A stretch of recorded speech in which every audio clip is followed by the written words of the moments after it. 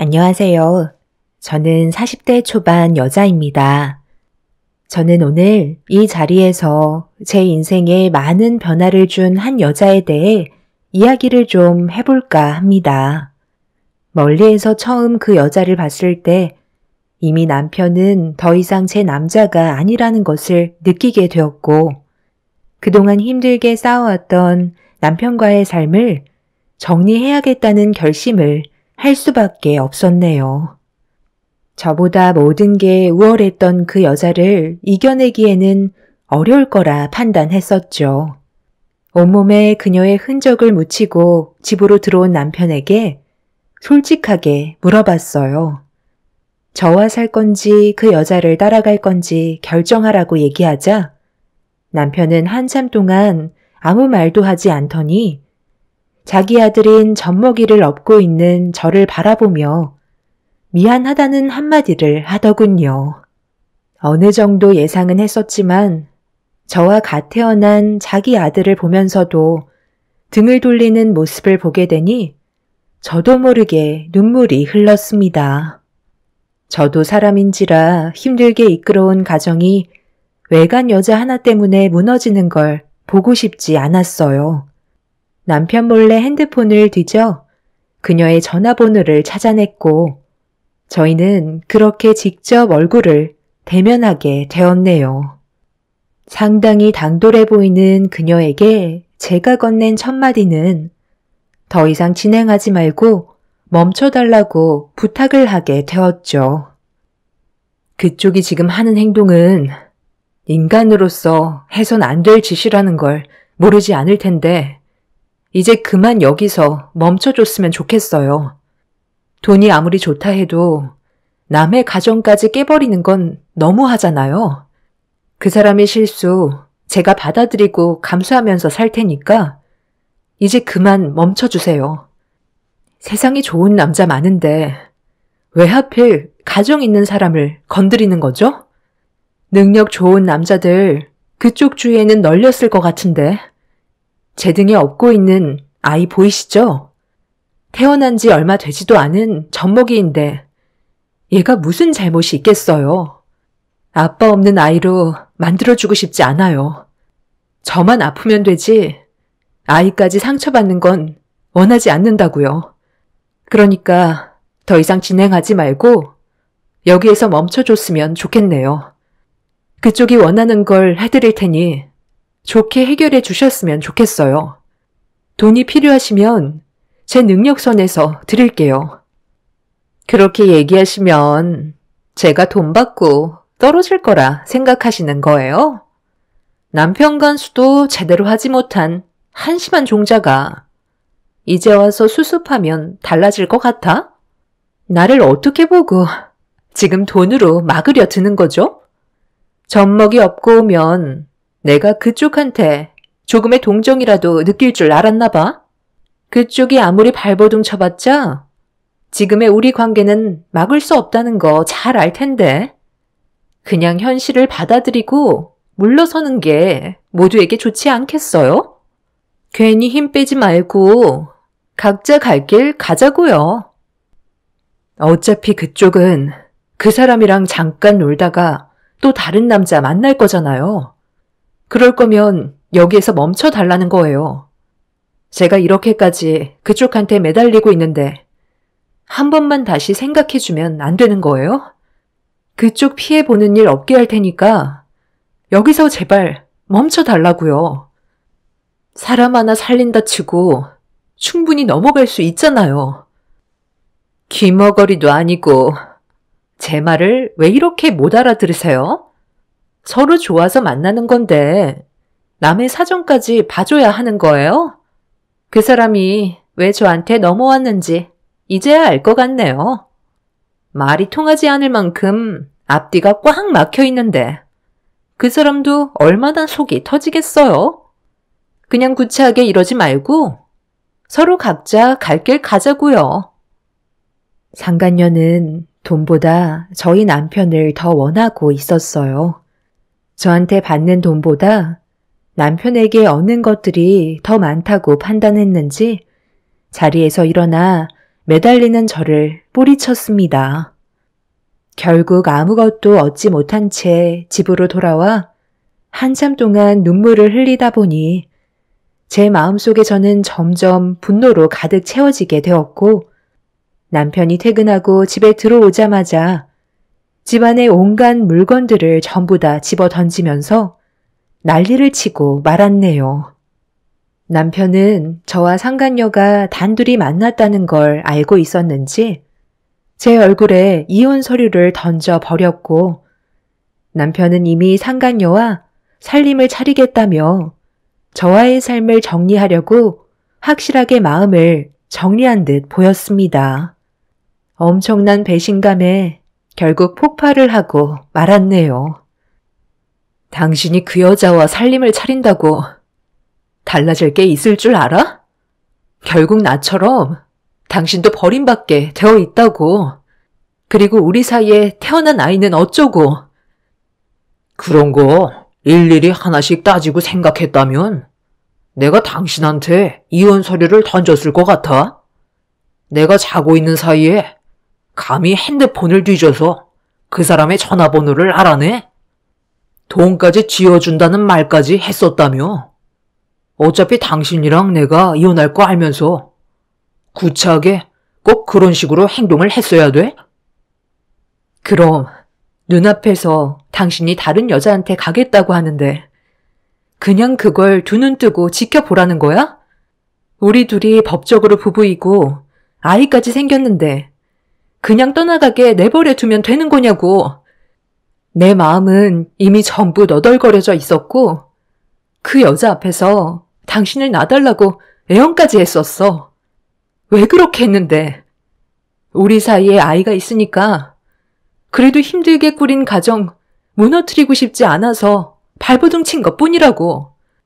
아이만 없었어도 당신이랑 바로 이혼 결정했겠지.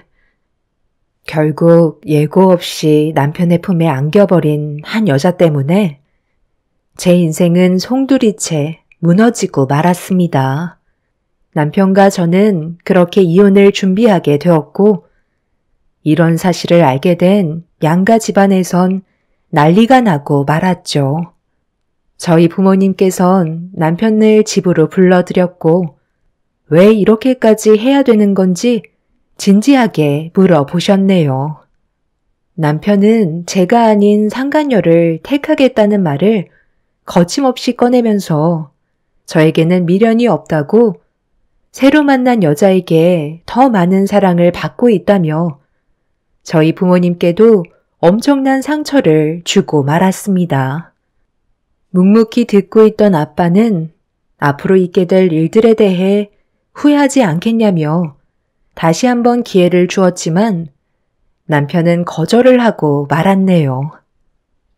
아버님, 저도 이제 예전의 제가 아닙니다. 상당히 많이 달라졌다고요. 예전처럼 아버님 구두발만 쳐다보던 사이가 아니란 말이에요. 아직도 아버님 뒷모습만 쳐다보며 살아왔던 놈으로 생각하시는 건 아니시죠? 저도 이제는 꽤 번듯한 사업체의 대표로 자리를 잡았고 더는 아버님 도움 같은 건 필요가 없는데요. 보잘것없는 사원 나부랭이 내 딸이 좋다고 해서 받아줬더니만 결국 이런 거였냐? 미련한 놈. 앞으로 더 큰 일을 할 수 있는 자리를 만들어줄 수 있는 건데 고작 구멍가게 정도의 회사 대표가 됐다고 배가 불러서 다른 여자한테 눈길을 돌려? 네가 이래서 성공을 못하는 거야. 앞으로 무슨 일을 하던 내 딸 눈에 피눈물이 흐른 만큼 너에게는 그에 따른 많은 대가가 기다리고 있을 거다. 내가 얘기했지? 내 딸 눈에 눈물이 흐르는 순간 네 인생은 끝나는 거라고. 아버님 따님의 인생은 끝났을지 모르겠지만 제 인생은 이제 막 시작인걸요. 사원 나부랭이였을 땐 아버님이 쳐다볼 수 없을 정도로 높아 보였는데 지금은 아버님이 한도 끝도 없이 작아 보이는데요. 무엇을 하시던 저는 무너지지 않을 테고 지금의 회사를 보란 듯이 확장시켜서 잘 사는 모습 보여드리겠습니다. 솔직히 그때는 지푸라기라도 잡는 심정으로 저 사람의 마음을 뺏어서 나도 부를 얻어보고자 노력했었지만 저 사람이 제 소유가 되고 그에 따른 부가 자연스럽게 뒤따라오게 되니 눈도 자연스럽게 돌아가더라고요. 돈이 많아지니까 다른 여자들이 계속 눈에 들어오는 걸 어쩌겠어요? 그동안 정말 감사했습니다. 돈을 어떻게 버는지 많이 배웠고 그동안 쌓인 노하우로 아버님이 소유하고 계신 회사 제가 언젠간 집어삼켜 드리죠. 할 말 다 끝나신 것 같으신데 먼저 일어나겠습니다. 권서방, 꼭 이렇게까지 해야 되겠나? 우리는 그동안 자네를 진심으로 친아들처럼 생각하면서 받아줬는데 어떻게 한순간에 배신을 할 수가 있는 거야? 인생살이 물 흘러가는 대로 살아가면 되는 거지. 너무 심각하게 생각하지 마시고 어머님도 현실을 받아들이세요. 불같은 아버님 옆에 계시지 말고 더 좋은 남자 만나시는 게 어때요?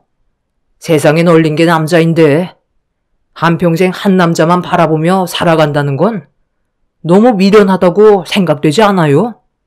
인생은 순식간에 지나갑니다. 남편은 자리에서 일어나 저에게 눈길조차 주지 않고 돌아가 버렸어요.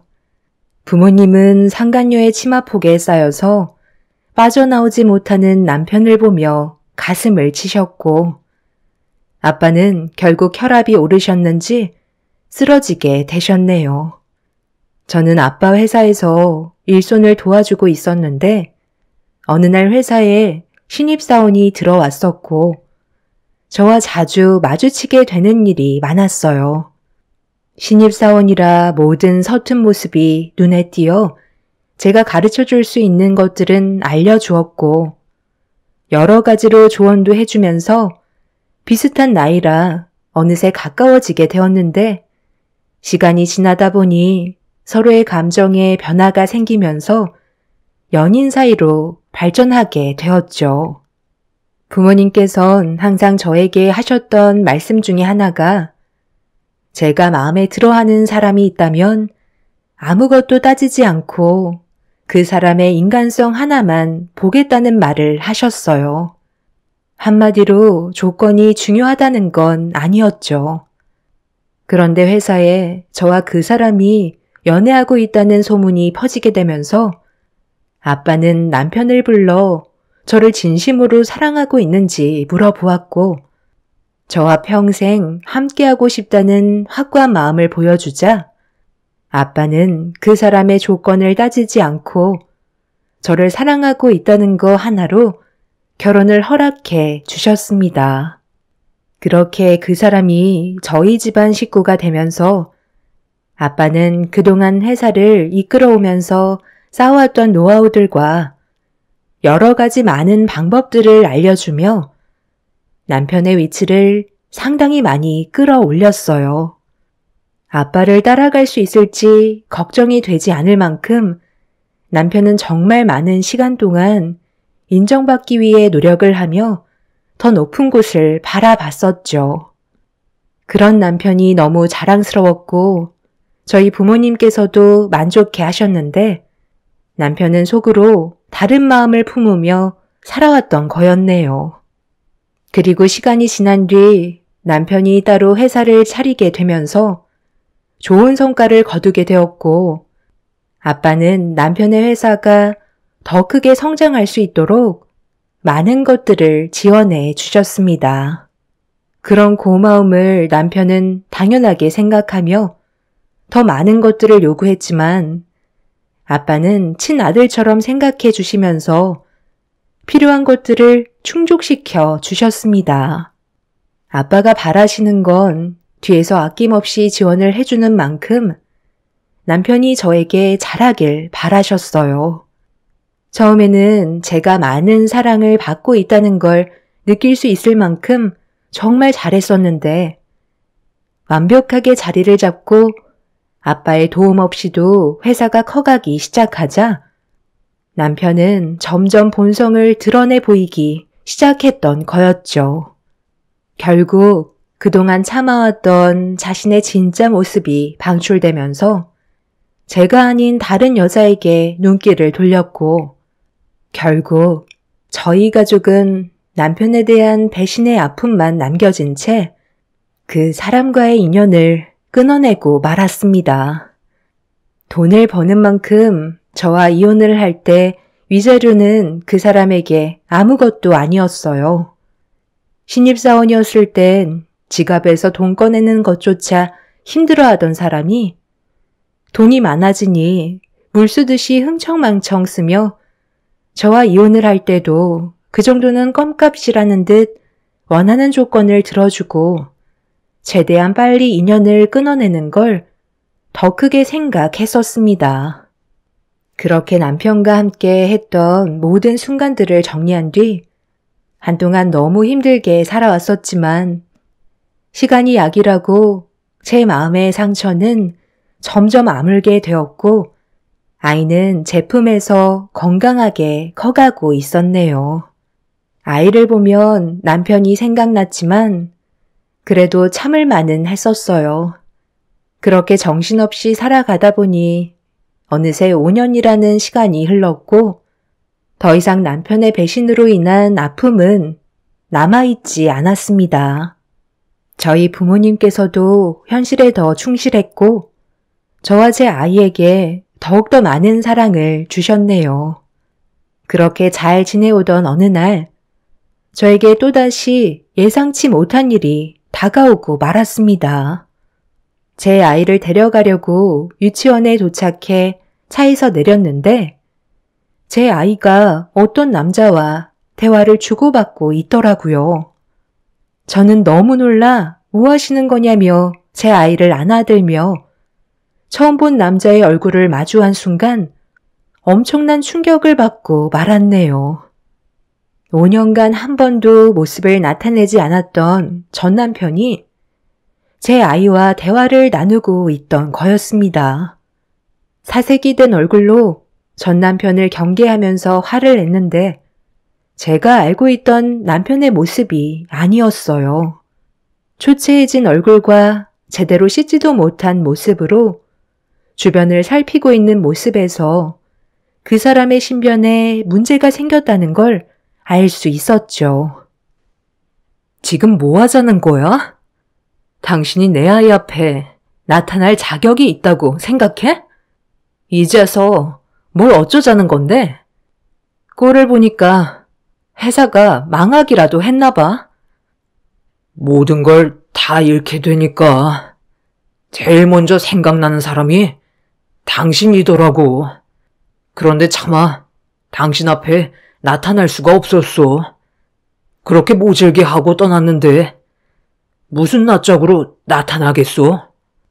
그동안 내 품에 안겨본 적 없던 우리 아이한테도 너무 미안하고 그래서 잠깐 얼굴이나 좀 보려고 왔었던 것뿐이야.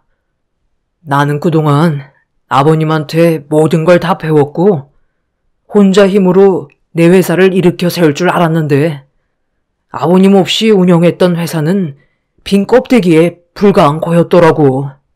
처음에는 회사 운영이 너무 잘 돼서 앞으로 평생 걱정 없이 잘 살아갈 수 있을 거라 생각했었는데 그건 아주 잠깐 반짝였던 거였어.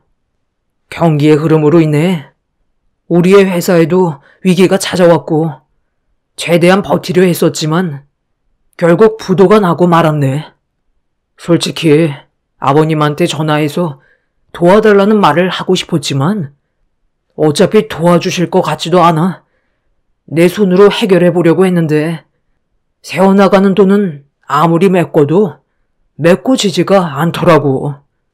결국 지금의 나는 빚에 쫓기고 있는 상황이고 언제 사채업자가 나를 찾아올지 몰라 하루하루 피 말리며 살아가고 있어.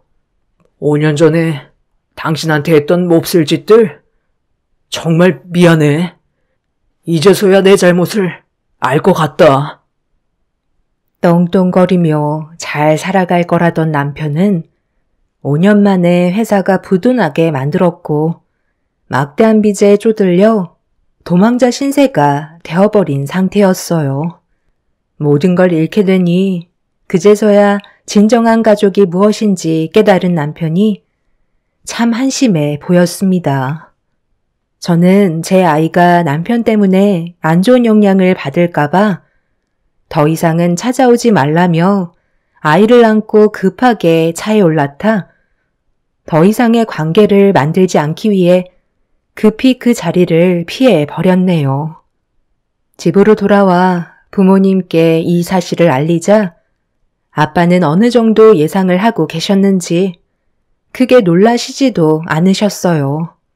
엄마는 그 사람과 엮이는 게 좋을 것 같지 않다면서 괜히 저희 가족한테 또 다른 피해가 생길까봐 유치원을 다른 곳으로 알아봤고 그렇게 이혼을 한 전 남편과는 더 이상 엮이지 않았습니다. 그런데 어느 날 회사에 볼 일이 있어 잠깐 찾아가게 되었는데 5년 전에 저희 가정을 파탄나게 만들었던 상간녀가 제 눈앞의 모습을 드러냈어요. 남편과는 반대로 상간녀는 예전보다 더 겉모습을 치장한 상태였고 누군가 회사에서 나오자 상간녀는 그 남자의 팔짱을 끼며 눈웃음을 치고 있었습니다. 그새 또 다른 남자가 생겼다는 걸 그 모습을 보면서 알게 되었는데 상간녀와 만나고 있던 그 남자는 충격적이게도 저희 아빠 밑에서 일을 하시는 운전기사였습니다. 괜히 저희 집에 또 다른 피해를 입게 될까봐 운전기사분께 전화를 한 뒤에 아빠가 찾고 계시다며 대충 둘러댄 뒤에 카페에 앉아 있는 상간녀에게 다가가 자리에 앉았습니다. 음료를 마시며 저희 운전기사를 기다리고 있던 상간녀는 제 얼굴을 보자마자 음료를 뿜었고 급하게 주위를 살피더니 뭐 하는 거냐고 얼굴을 붉히면서 저에게 화를 내며 언성을 높였습니다. 여기가 어디라고 찾아온 거야? 이번엔 누구 등에 빨대를 꽂으려고. 너 때문에 우리 가정 파탄 난 거 몰라? 그 사람이랑 평생 함께 할 것처럼 얘기하더니만. 그새 또 다른 남자가 생겼니? 그런데 둘이 나이 차이가 너무 많은 거 아니야? 내가 멀리에서 다 지켜보고 있었거든. 내가 이렇게까지 무너졌는데 그쪽 인생이 잘 될 수 있게 내가 두고 볼 것 같아? 둘이 아주 못 죽어서 안달날 정도로 붙어 있던데 그 사람이 부도나고 더 이상 빨아먹을 게 없으니까 내친 거니? 당연한 질문을 왜 물어봐? 내가 왜 그 사람을 선택했었는데 돈이 많아서 접근했던 거고 원하는 것만큼 얻었으니 빠진 것뿐인데 뭐가 잘못됐어? 나 정도의 미모면 원래 다 그렇게 하면서 살아. 대신 상대방은 즐거움을 얻었잖아?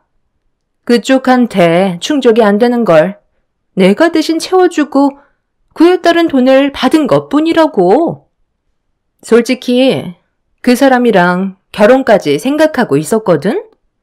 그런데 너무 빨리 무너지는 바람에 나도 솔직히 당황스럽더라고. 하기야 돈을 흥청망청 쓸 때부터 뭔가 불안하다 싶었는데 결과적으로 엄청난 빚에 쪼들려서 나까지 피해가 올 것 같아 급하게 그 사람이랑 인연 끊어버렸지. 나한테 글쎄 돈을 빌려달라더라고. 내가 정신 나갔다고 그 사람한테 왜 돈을 빌려줘야 돼?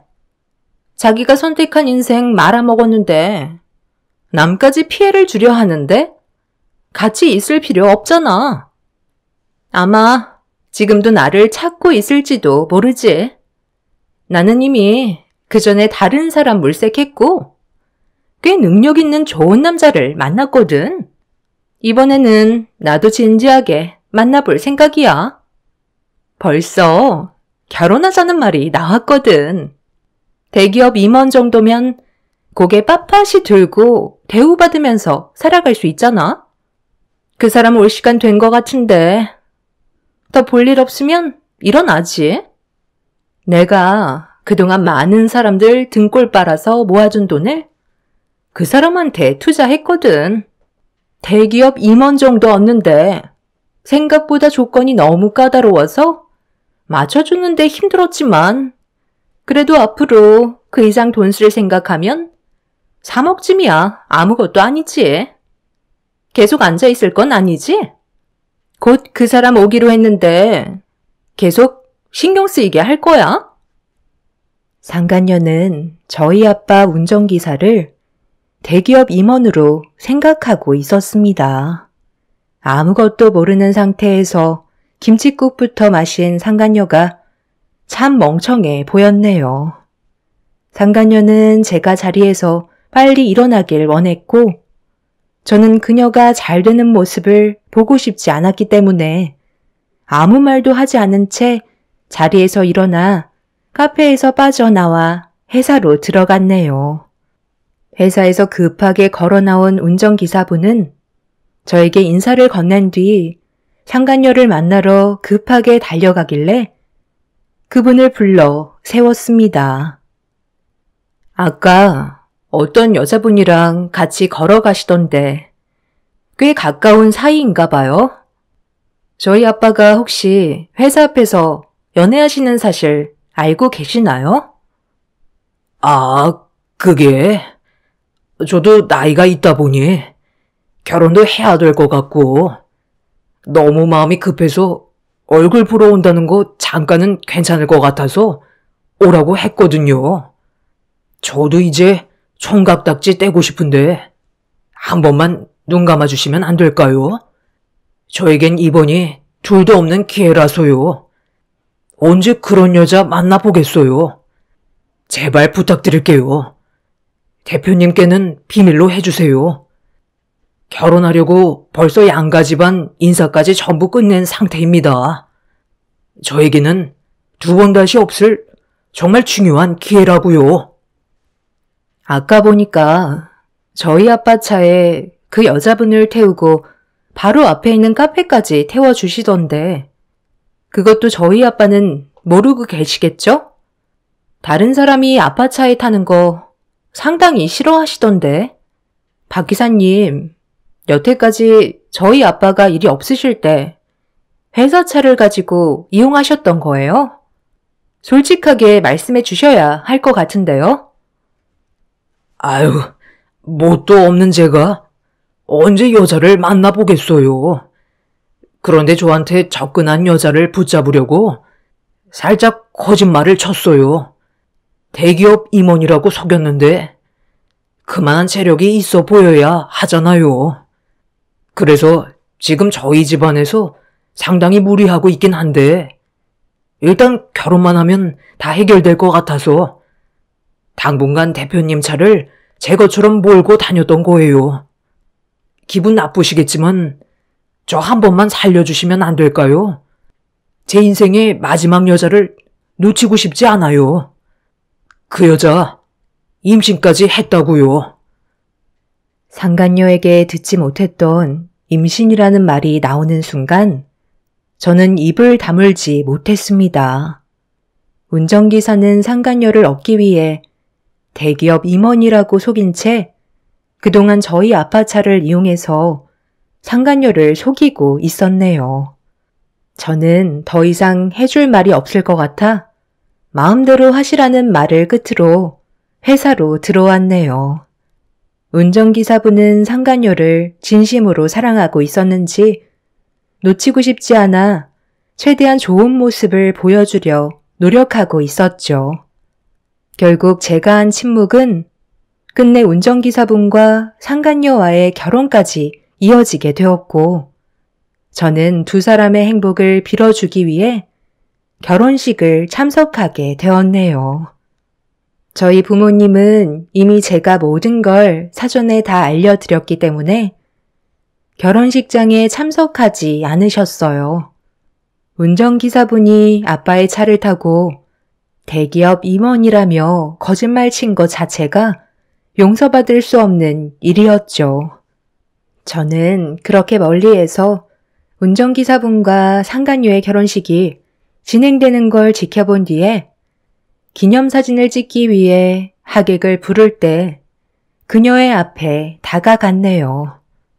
환했던 얼굴을 하고 있던 상간녀는 저를 보자마자 사색이 되었고 당황해하는 눈빛을 보이길래 가까이 다가가 귓속말로 결혼 축하한다는 한마디를 한 뒤에 기념식 사진을 함께 찍었습니다.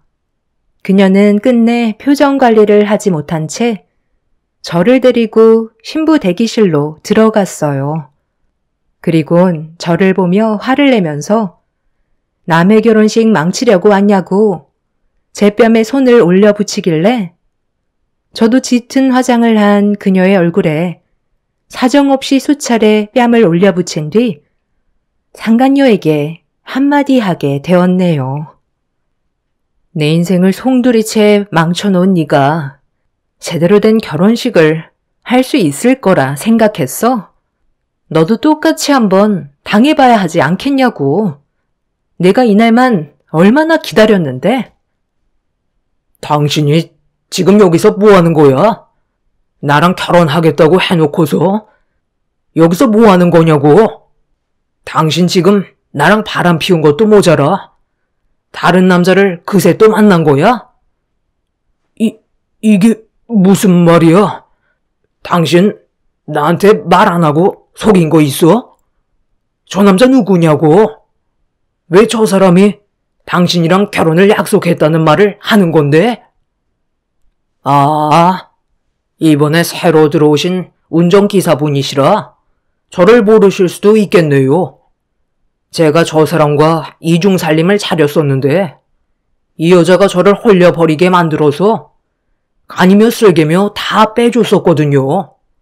그래서 결국 이혼을 선택했는데 제가 사업이 망하자 저를 버리고 잠적을 했더라고요. 그런데 여기에서 이러고 있을 거라곤 정말 상상도 못했네. 네가 나를 버리고 새 살림을 차릴 수 있을 거라 생각했어? 내가 두 눈 뜨고 그 꼴을 볼 것 같냐고? 당장 이리 와. 너는 나랑 살아야지. 잠깐만. 지금 뭐라고 그랬어? 운전기사? 당신 대기업 임원이라며. 왜 저 사람 집안에 운전기사라는 말이 나오는 건데? 설마 날 속인 거야? 먼저 속인 거 당신이지. 나한테는 내가 첫사랑이라며. 그런데 이런 충격적인 과거를 숨기고 있었던 거야? 내가 지금 대표님 따님의 상간녀를 만나고 있었던 거잖아. 그게 중요해? 네가 대기업 임원이라는 말만 안 했어도 내 모든 걸 주지 않았다고. 뱃속에 있는 내 아이는 어쩌라는 거야? 이 망할 놈아. 상간녀 주제에 어디서 큰 소리야? 뱃속에 있는 아이가 누구 아이인지 내가 어떻게 알아? 이 결혼 취소고 우리가 받은 피해 전부 토해내야 할 거야. 상간녀는 그 자리에 털썩 주저앉아 눈물을 쏟아내며 자기 인생 책임지라고 난리를 치고 있었어요. 그리고 저는 운전기사분께 아빠가 전달해달라는 말을 전해 주었네요. 더 이상 아빠의 운전기사 역할을 해줄 필요 없다는 말을 끝으로 아수라장이 된 결혼식장에서 걸어 나왔습니다. 아무 말 없이 뒤따라 나온 전 남편은 저에게 그동안 미안했다는 말 한마디 한 뒤에 그대로 자기 갈 길을 찾아갔어요. 전 남편이 저희 가족에게 그동안 했던 행동들에 대해 용서를 받을 수 있는 방법이 하나 있다며 상간녀의 결혼식을 망쳐달라는 말을 전했었습니다.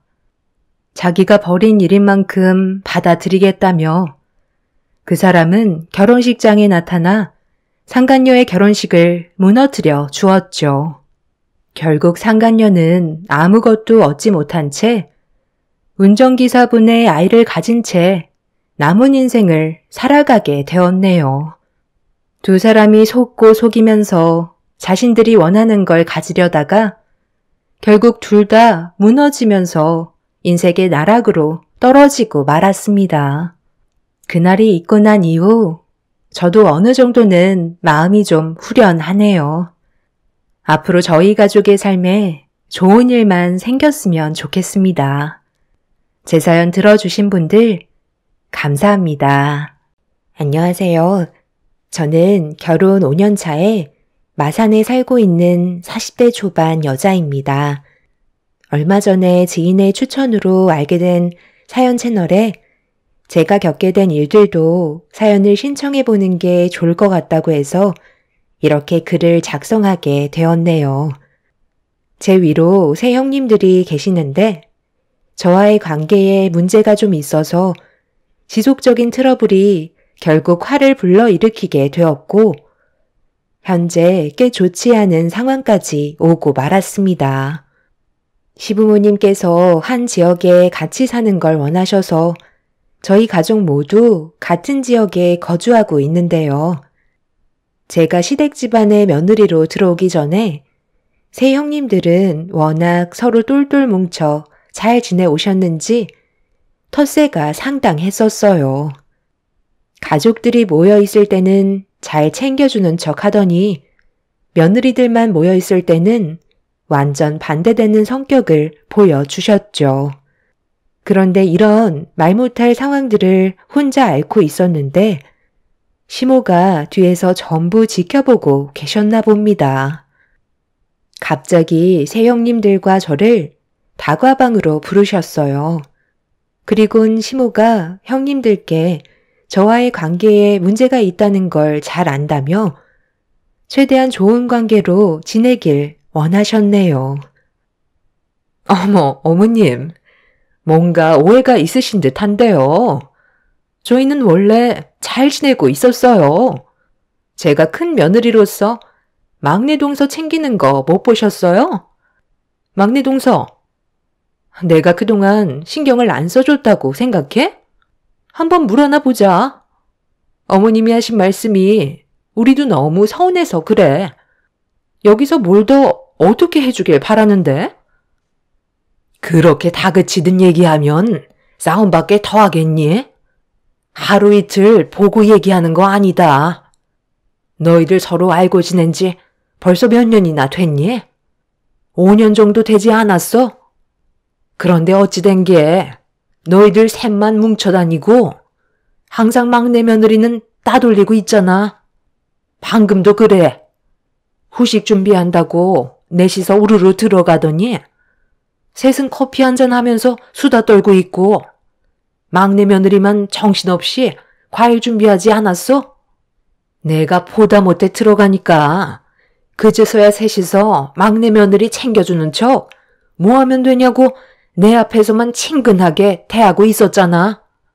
막내 며느리도 그런 너희들의 모습이 적응되지 않는지 어색한 미소만 띠고 있잖니. 한두 살 먹은 나이도 아니고 왜 이렇게 유치하게 구는 거야? 한 가족이 됐으면 서로 잘 지낼 생각을 해야지. 내 말이 틀리면 대답들 좀 해봐라. 어느 정도껏 해야지. 내가 괜히 간섭이라도 하면 오히려 관계가 악화될까봐 항상 조심스러웠었는데 차라리 이렇게 계속 지낼 바엔 그냥 속 시원히 터놓고 얘기하는 게 좋을 것 같아서 너희들을 부른 거니까 첫째부터 뭐가 문제고 왜 막내 며느리만 따돌리는 건지 말 좀 해봐라. 오늘 이 시간 이후로 너희들이 어떻게 할 건지 드러나 보자. 글쎄요. 저는 챙겨준다고 최대한 많이 노력했는데 어머님이 그렇게 보셨다니까 오히려 서운하기만 한데요. 막내 동서가 우리와 어울리려면 같은 물에서 놀 정도는 돼야 하지 않겠어요? 저희가 왜 셋이서만 함께 어울리는데요? 각자의 집안마다 돈벌이가 다른데 그걸 막내 동서가 못 따라올 게 뻔한데 굳이 무리해서 끌고 다닐 필요는 없잖아요.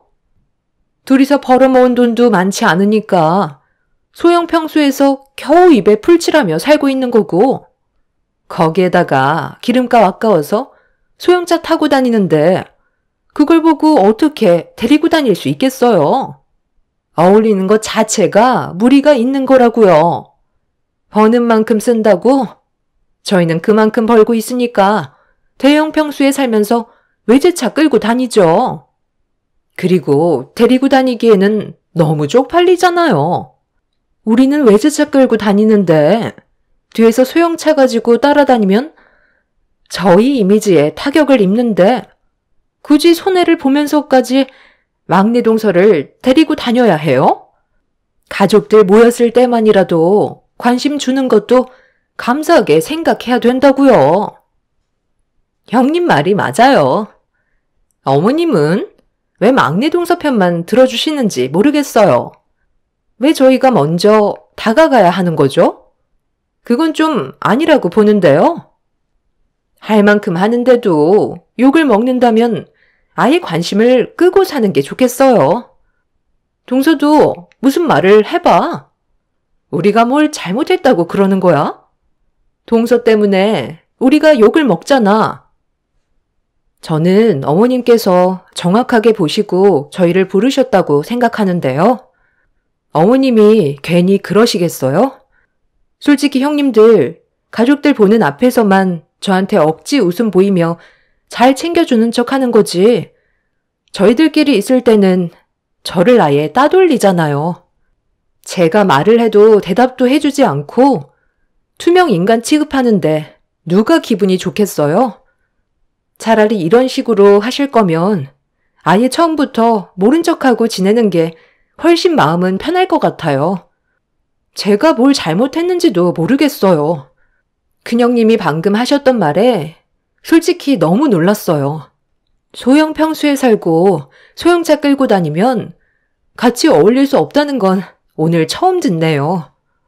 저희 부부가 잘 살지 못하니까 차별하신다는 거잖아요.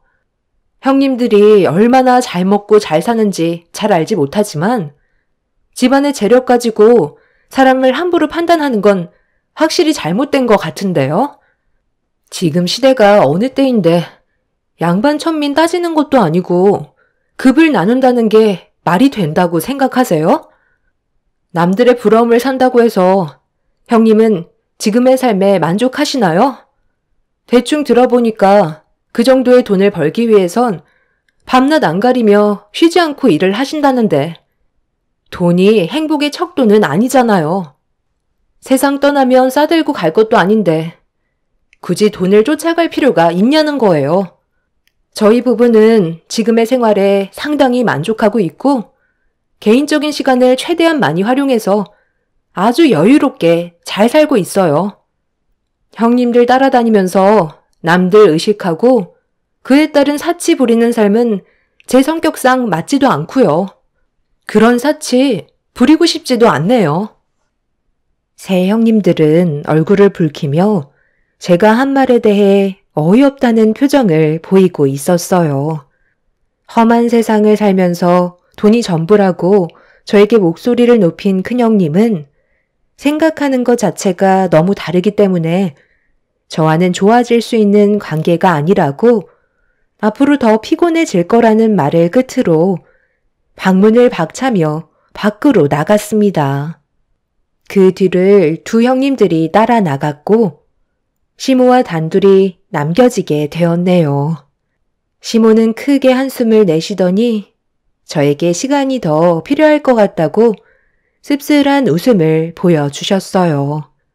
새 형님들의 행동들이 너무 답답했었고 왜 이렇게까지 해야 하는 건지 이해할 수 없었습니다. 재력이 많든 적든 사람 사는 인생 삼시세끼 먹고 자고 하는 건 다 똑같은데 뭐가 그렇게 다들 잘나서 저를 인간 이하의 취급을 하는지 형님의 태도들이 저를 당황스럽게 만들었습니다. 그날 이후 새 형님들과의 관계가 급격하게 안 좋아졌고 제가 나타나면 바퀴벌레 피하듯 일사불란하게 갈라서며 아예 근처에도 얼씬거리지 않았습니다. 이런 관계가 지속되자 가족들 전부 상당히 불편하게 생각하고 있었는지 결국 한 소리가 나오고 말았어요. 화가 잔뜩 올라오신 시부가 가족 전체를 자리에 앉힌 뒤 입을 여셨네요. 너희들 이런 식으로 행동할 거면 차라리 오지 않는 게 좋겠다. 내가 지금 이 나이에 너희들 눈치 보면서 살아야 되겠니?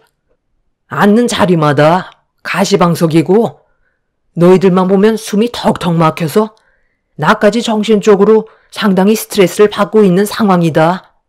계속 이런 관계를 유지할 거면 그냥 다들 인연 끊고 살아.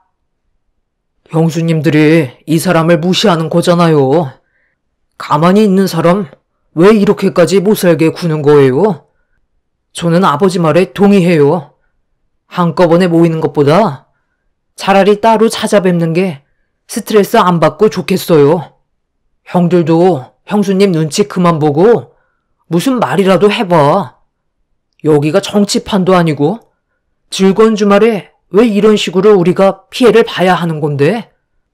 형들도 정말 대단하다. 어떻게 형수님들 성격이 하나같이 똑같은 거야? 저렇게 같은 마음으로 한데 뭉치는 것도 쉽지 않을 텐데. 제가 봤을 때 큰형수가 이런 분위기를 조성하는 것 같은데요. 둘째, 셋째 형수는 큰형수만 따라다니고 어떠한 의견이라도 항상 동의한다고 하잖아요. 뭘 얻어먹을 게 있으셔서 이런 분위기를 계속 만드는지 모르겠지만 이런 식으로 가다간 언젠간 집안 싸움 엄청 크게 날 것 같다고요. 지금 저한테 큰 소리 친 거예요? 당신은 왜 가만히 있어? 서방님이 나한테 뭐라고 하잖아. 당신도 내 편에 서서 대변해 줘야 하는 거 아니야? 무슨 편을 들어줘? 내 집에 오는 이유가 서로 헐뜯으려고 오는 거야? 오래간만에 얼굴 봐서 오늘은 조용히 넘어가는가 싶었는데 너가 제일 문제야. 우리 집안에 제일 큰 며느리로 들어왔으면 밑에 아랫사람들을 잘 챙겨야지. 너부터가 막내 며느리를 따돌리니까 위에 애들도 똑같이 따라 하는 거잖아. 너만 잘했어 봐라. 이런 일이 생겼겠니? 둘째, 셋째 너희들이 한번 얘기해 봐라. 그네를 주축으로 분위기를 몰아간 건 맞지? 그러지 않고서야 한꺼번에 너희들이 똑같이 행동했겠니? 솔직히 막내 동서가 살가운 성격도 아니고 저희가 어울릴 수 있을 정도로 여유가 있는 것도 아니라 서로 가까워질 수 있는 계기가 별로 없었어요. 저는 막내 동서와 맞는 성격도 아닌 것 같고요. 형님이야 저를 워낙 잘 챙겨주셔서 따르는 거지 막내 동서를 일부러 따돌리려고 같이 형님을 따르는 건 아니에요. 맞아요. 막내로 들어왔으면 당연히 알아서 기어야 하는 게 맞는 건데 가족들 중에 제일 뭣도 없는 동서가 혼자 잘난 척하고 있잖아요. 제가 막내였을 때 기억 안 나세요? 얼마나 살갑게 행동했어요. 그리고 손윗사람이 먼저 다가간다는 건 말이 안 되죠. 알아서 머리 숙이고 들어와야 하는 게 맞는 거잖아요. 정말 유치해서 못 봐주겠네요. 방금 손윗분들이신 분들이 하신 행동들이 이것밖에 안 돼요? 배울 점이라곤 하나도 없는데 제가 같이 엮일 필요는 없죠. 타인에게 본이 되는 모습은 하나도 없는데 대우는 받고 싶으신 거예요? 저는 앞으로 아버님 댁에 따로 오도록 할게요. 그렇게 하는 게 가족들끼리 얼굴 안 붉히는 최선의 방법 같아요. 이런 식의 관계가 계속 지속이 된다면 누구 하나 다칠 것 같아서요. 저는 아버님 의견에 적극적으로 따르도록 하겠습니다. 그날 이후 시부의 뜻대로 새 형님네와 저희 부부는 시댁에 따로 찾아뵈었고 더 이상 얼굴 붉히는 일은 없었습니다. 그렇게 한참 동안 새 형님들의 얼굴을 안 보며 지내왔었는데 어느 날 사건이 하나 터지고 말았어요. 시부와 남편이 새벽에 약수터에 간 상황에서 시모와 함께 아침을 준비하고 있었어요. 그런데 냉장고 문을 여시던 시모가 힘없이 쓰러지셨고 저는 너무 놀라 정신을 잃으신 시모에게 달려가 정신 차리시라고 몇 번이나 외쳐 불렀지만 미동조차 없으셔서 급하게 119에 신고를 하게 되었어요. 그리고 남편한테 연락을 취해 시모가 쓰러졌다고 설명을 한 뒤에 응급실로 향하게 되었습니다. 시모는 건강 상태를 진단한 결과 갑자기 뇌출혈이 찾아오신 거였고 곧바로 수술을 진행해야만 했어요. 시부는 시모가 세상을 떠나실까봐 괴로움의 눈물을 흘리셨습니다. 남편은 새 아주버님께 전화를 해서 시모의 상태를 알렸어요. 그날 온 가족이 함께 모이게 되었고 시모의 뇌출혈 수술은 다행히 성공적으로 끝이 나게 되었네요. 그날만큼은 형님들과 마찰이 생기지 않을 줄 알았는데 시모와 단둘이 있었던 저에게 추궁을 하기 시작했고 또다시 얼굴을 붉히는 상황이 오고 말았네요. 동서는 뭐하고 있었길래 어머님이 이 지경까지 된 거야? 아직까지 눈을 못 뜨고 계신데 후유장애라도 생기면 어떻게 할래? 동서가 옆에 있었으니까 끝까지 책임을 져야 되겠지? 앞으로 동서가 어머님 옆에서 평생 수발 들도록 해. 잘못을 했으면 그에 따른 합당한 처벌을 받아야 되지 않겠어? 저도 같은 생각이에요. 만약 어머님이 일어나지도 못하시는 상태라면 문제가 상당히 심각해질 텐데 앞으로 아버님 혼자 어떻게 어머님을 병간호해요? 막내 동서가 그 자리에 있었으니까 책임까지 전부 짊어지는 게 맞는다고 봅니다. 혹시 알아요? 어머님이 쓰러지셨는데 시댁에 갈 때마다 꾸준히 일을 하게 되니까 그게 싫어서 방치했을지도 모르죠. 지금쯤이면 벌써 눈을 뜨셔야 되는 건데 아직까지 정신을 차리지 못하고 계시잖아요. 아버님, 막내 동서가 이중적인 성향을 가지고 있을지도 모른다고요. 겉으론 착한 척하지만 뒤에선 무슨 행동을 저지를지 모르기 때문에 아버님도 조심하세요. 요즘 뉴스에서도 이상한 사건들이 정말 많이 벌어지잖아요. 제가 봤을 때 어머님이랑 뭔가 안 좋은 일이 생겼고 그 충격으로 인해 쓰러지신 게 분명해요. 최근까지도 아주 멀쩡하셨는데 갑자기 뇌출혈이 일어난다는 게 좀 이상하잖아요. 동서, 솔직하게 말해봐. 어머님이랑 무슨 일이 있었길래 갑자기 쓰러지신 거지? 경찰 조사부터 받도록 하지. 이제 막 수술 받고 나오신 어머님 앞에서 말 좀 가려서 하셨으면 좋겠어요. 제가 형님들한테 쓸데없이 상황 설명하면서 저한테는 잘못이 없다는 걸 해명하기도 싫으니까 볼일 끝나셨으면 그만 돌아가 주시죠. 저는 어머님 옆에서 간호를 해드려야 하거든요. 아니면 형님들도 어머님 간호하는 거 도와주시던지요. 병실도 좁은데 모두가 모여있을 필요는 없잖아. 오늘은 동서가 어머님 옆에 있어준다고 했으니까 나는 급한 볼일이 있어서 다음에 오도록 할게. 형님들도 저와 같은 생각이죠? 저희 오늘 중요한 선약이 있었잖아요. 더 늦기 전에 일단 약속 장소로 가는 게 좋을 것 같은데요. 아버님, 나중에 연락드릴게요. 어머, 동서. 먼저 나가지 말고 같이 가야지. 막내 동서는 어머님 잘 챙겨드리고 쓸데없는 생각하지 마. 내가 뒤에서 다 지켜보고 있다는 거 명심하라고. 새 형님은 어머님 옆에서 간호해달라는 말을 하자 곧바로 꼬리를 내리더니 병실을 빠져 나가 버렸어요. 시부는 그런 모습을 보며 한숨을 내쉬었고 새 아주버님들 또한 형님들의 눈치를 보더니 나중에 다시 오겠다며 병실을 빠져 나갔습니다. 그렇게 남편과 단둘이 남아있는 상황 속에 시모가 천천히 눈을 뜨셨습니다.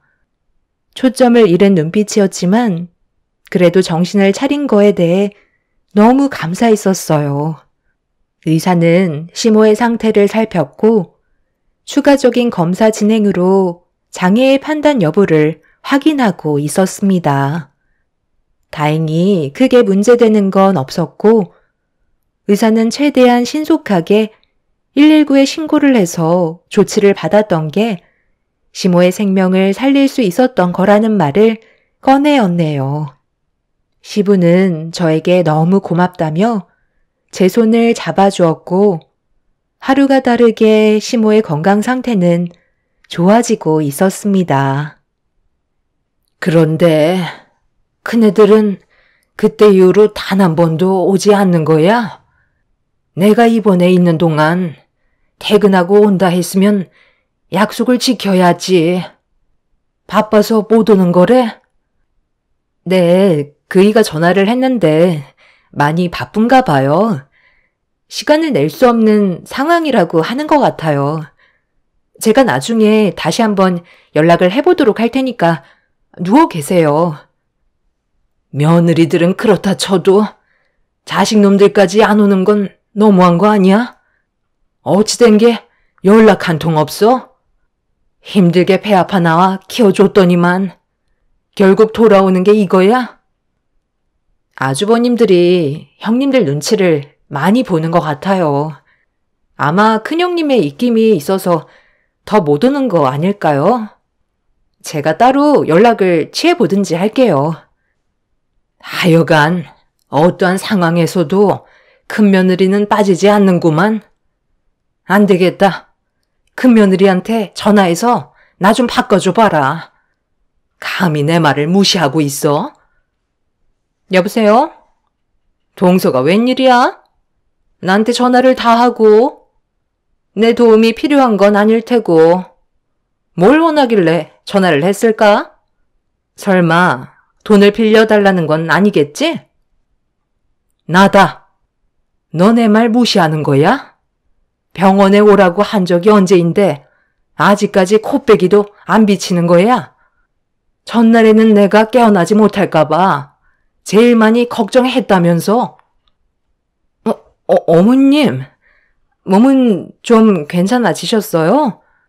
제가요, 근래 많이 바빠서 시간이 좀처럼 나지가 않아요. 그래도 병원에 가게 되면 하루를 날리는 건데 저에게 그만한 여유가 아직 생기지 않았거든요. 퇴원은 언제 하세요? 병원에서 말고 집에서 뵙는 게 좋겠어요. 요즘 도연 아빠도 많이 바쁘거든요. 그리고 도연이 가학고 준비 중이라 정신이 하나도 없어요. 너무 서운하게 생각하지 마세요. 너 솔직하게 말해봐라. 내가 수발이라도 들어달라고 할까봐 그게 무서워서 이러는 거니? 그래서 너희들 지금 날 피하고 있는 거야? 빨리 대답해 보라고. 아휴, 솔직하게 말해달라고 하셨으니까 하는 말인데요. 지금 어머님 상태가 안 좋으신데 제가 주말에 가끔 어머님 댁에 가게 되면 몸이 불편하시니 제가 모든 걸 직접 해야 되는 거잖아요. 밖에서도 힘들게 일을 하고 있는데 어머님 댁에 가서까지 일을 해야 될 필요가 있겠어요? 건강하셨을 때는 어머님이 거의 다 해주셨지만 지금은 상황이 많이 바뀌었잖아요. 제가 한 번이라도 더 움직여야 되는 일이 앞으로 계속 있을 테고 그이가 장남이니까 모셔야 한다는 말이 나올지도 모르는데 제가 굳이 그런 말을 들으러 갈 필요가 있겠냐고요. 어머님이 그렇게 생각 안 하신다 하셔도 저는 지금 어머님의 건강 상태론 찾아뵙고 싶지가 않아요. 저도 어떻게 보면 손님인 거나 마찬가지인데 대접을 받으려고 어머님 댁에 가는 거지 일을 하려고 가는 건 아니잖아요. 제 밑에 동서들도 저와 같은 생각이더라고요. 어머님이 수발 들어달라는 말씀하실까봐 피하고 있는 중이에요. 제가 또 주동했다고 오해하실 것 같아서 드리는 말씀입니다. 나는 그런 생각 조금도 가지지 않았는데 너희들은 벌써부터 그런 마음을 가지고 있었다는 거지? 내가 걷지 못하고 손가락 하나 까딱하기 힘들어도 너희들한테는 도와달라는 말 한마디 하지 않을 테니까 오늘 당장 병원으로 다들 모여라. 내가 진지하게 할 말이 있다. 오지 않으면 분명 후회하게 될 거야. 후회는 어머님이 하셔야죠.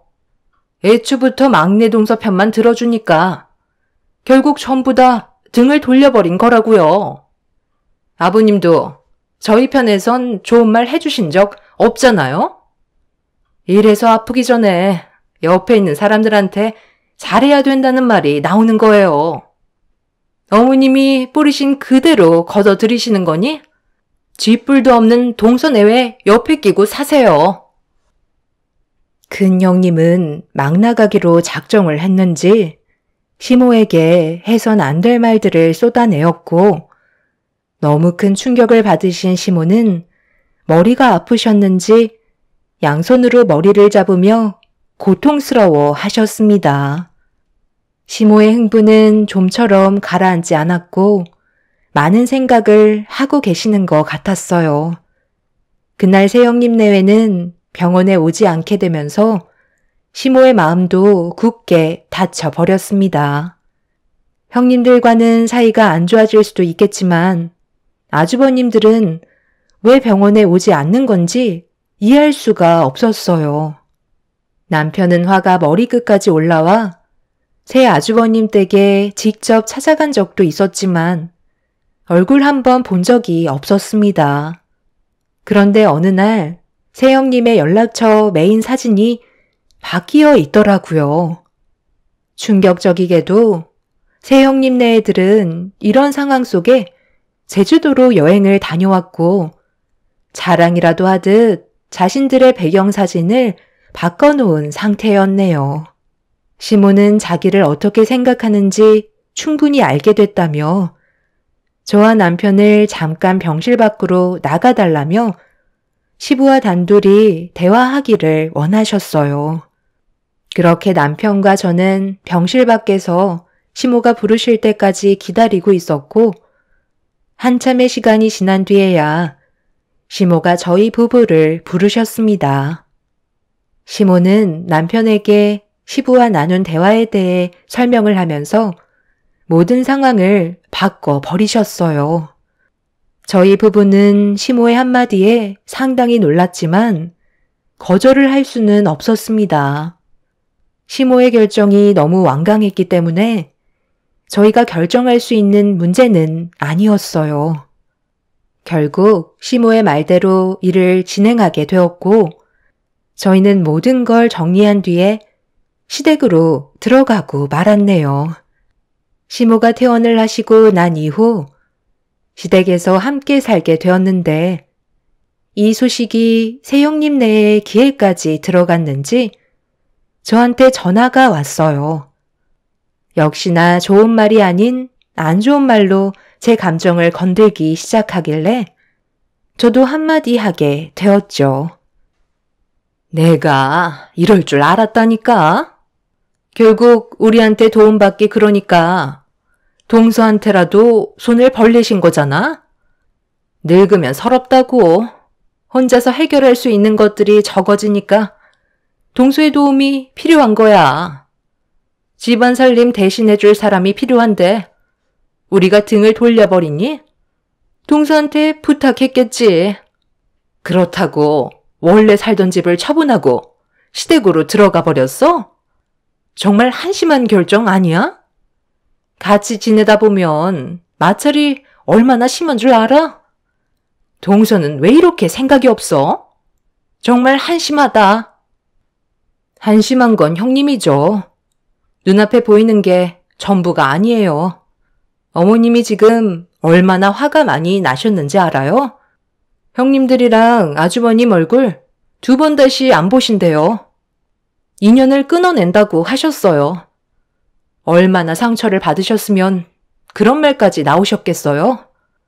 어머님이 도와달라고 한 것도 아니고 얼굴 한번 보자고 했던 것뿐인데 뭐가 그렇게 두려워서 안 오신 거예요?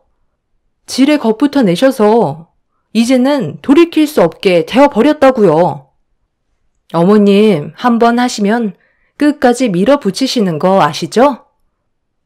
내가 뭐가 두려워서 그 집에 기어 들어가? 동서나 어머님 옆에서 아양 떨며 지내. 누구는 시댁에 가고 싶어서 매번 찾아뵙는 줄 알아? 앞으로 평생 고생이나 하면서 잘 살아봐. 지금은 모르겠지만 시집살이가 얼마나 힘든지 나중에 뼈저리게 느끼게 될 거야. 한 번뿐인 인생, 동서도 참 불쌍하다. 옆에서 시모와 시부가 형님의 목소리를 전부 다 듣고 있었고 저는 시모가 전달해달라는 말 한마디 한 뒤에 전화를 끊어 버렸습니다. 형님은 제 말을 듣고 당황했는지 끊임없이 전화를 했지만 끝까지 받지 않았네요. 결국 새형님 네들은 계획대로 시댁에 모두 모이고 말았습니다. 들어오자마자 새형님 내외는 목소리를 높이면서 말도 안 된다고 난리를 치기 시작했어요. 시부모님은 그런 모습을 침착하게 바라보셨고 본인들이 선택한 길이니까 받아들이라는 말을 꺼내셨네요. 절대 받아들이지 못한다고요. 이건 전혀 상황이 다른 문제라고요. 저희는 그 말을 따를 수 없어요. 당장 취소하세요. 이게 말이 된다고 생각해요? 너희들은 되고 왜 얘들은 안 되는 건데? 정말 어이가 없어서 말도 안 나온다. 지금까지 고개 한번 내민 적 없는 것들이 이제 와서 이러면 너무 속 보이지 않아? 뿌리부터 다른데 저희와 같은 곳을 바라본다는 게 말이 된다고 생각하세요? 그런다고 달라질 게 있는 줄 알아요? 아버님, 어머님 재산을 왜 마음대로 하시는데요? 이건 공평하게 나눠야 하는 문제라고요. 저희는 절대 받아들일 수 없습니다. 그래서 찾아온 거고요. 다시 되돌려 놓으세요. 제가 저번에도 말씀드렸죠? 바로 앞에 상황만 보고 판단하지 말라고요. 눈뜬 장님들만 있으신 것도 아니고 그렇게 상황 파악이 안 되세요? 이제 와서 뒤집을 수 있는 건 아무것도 없어요. 현실을 받아들이시는 게 정신건강에 좋을 거예요. 저도 이제 대형 평수에 사는 입주민이 되었네요. 저희가 왜 집을 처분했는데요? 아버님, 어머님께서 모든 걸 싹 다 바꿔주셨어요. 그동안 가지고 계신 재산의 일부를 저희 부부에게 지원해 주셨다고요. 그래서 전에 살던 집 처분하고 아버님 집에 잠깐 있었던 것 뿐이에요. 집안에 있던 가전이며 가구며 싹 다 바꾸는데 시간이 필요했거든요. 그리고 아버님이 이 사람 기죽지 말라고 얼마 전에 외제차도 한 대 뽑아주셨어요. 어머님은 계속해서 기회를 주셨는데 그 기회를 걷어찬 건 형님들과 아주버님들이잖아요. 그런데 이제 와서 이러니까 배가 아프신가 봐요. 저는 지금까지 어머님 옆에서 지극정성으로 돌봐드렸어요. 저희 돈 문제 때문에 구차하게 이러지 말죠. 6개월 동안 얼굴 한번 안 보이시다가 돈 얘기 나오니까 집안이 뒤흔들릴 정도로 우르르 몰려오시는 건 좀 그렇지 않나요? 시부모님께서 원래의 계획은 자식들 전부 모아놓고 그동안 모아두신 재산 형제들한테 나눠준 다음 시모의 건강을 생각해서 공기 좋은 곳으로 이사를 하실 계획을 가지고 계셨어요. 그런데 새 형님 네들은 본인들한테 도움을 요청할까봐 그게 두려워 지금까지 연락을 끊고 살았던 거죠. 그러다 시부모의 재산이 저희 부부에게 들어간다는 말이 나오니까 그제서야 급하게 시댁으로 몰려 들어왔네요.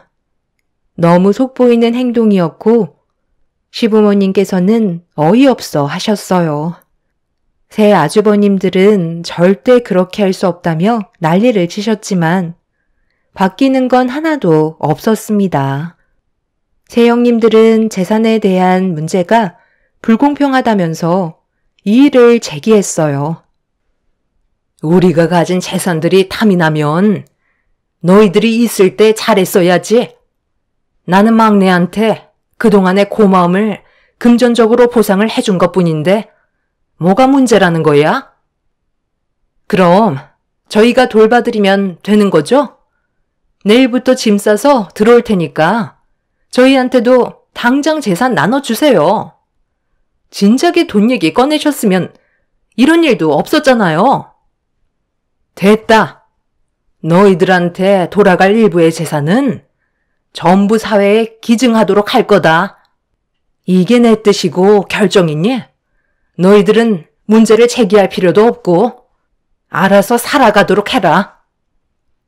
시모의 말에 당황한 새형님 네애들은 말도 안 된다며 화를 내었고 저한테만 물질적으로 크게 보상이 주어졌다는 거에 배 아파하며 분을 삭히지 못했습니다.